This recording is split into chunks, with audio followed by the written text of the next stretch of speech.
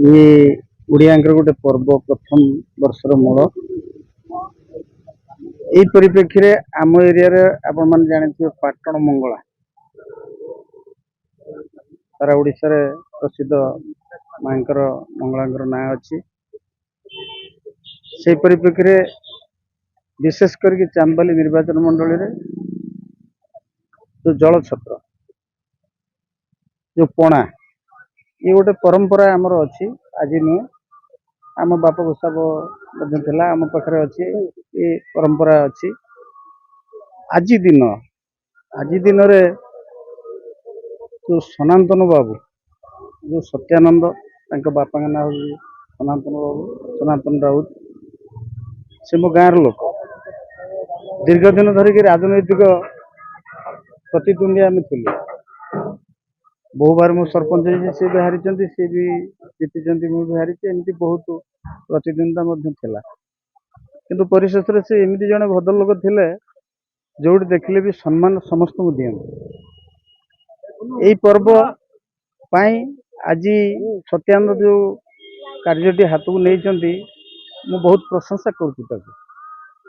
गोटे बापंक ना जल छत्र करवा सब लोक करती नहीं किंतु ये जो महान कार्य आज समस्ते गोटे जी भी जाऊ सी लोक डायबिटीज हो जी हो जाए पणा टिके पीब माने पणार गोटे समय एमती अच्छी आज दिन पणा पीब जी भी हो रोगीटे हो भल लोकटे हो साहेब हो जी हो पणा पीब यही अवसर रे आज ये उपस्थित आम अच्छु बैद पुखरी पाखरे ये जो जल छत्र दिया होची आपण मान जानिथिबे हमर आईएसी बांसड़ा आपीजी बाबू से उपस्थित अच्छा सत्यानंद बाबू उपस्थित अच्छा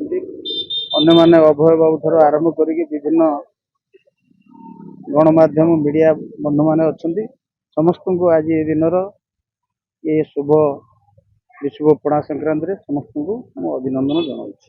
आम अंचल विशिष्ट व्यक्ति स्वर्गत सनातन राउतर स्मृति रक्षा उद्देश्य ये गोटे मोहनीय कम ये सुपुत्र श्री सत्यानंद राउत एटा आरंभ कर जहाँकि जल छत्र हिसाब से ये प्रचंड ग्रीष्म प्रभाव प्रतिहित करने बहुत लोक ये जलपान कर निजर तृषा मेटेबे एवं यहाँ गोटे समाज कल्याण दिगरे गोटे गोटे महत पदक्षेप बोली आम अनुमान करुँ आशा करुँ यहाँ समस्ते उपकृत हेबे और ये कार्य को आम प्रशंसा करुँ। धन्यवाद।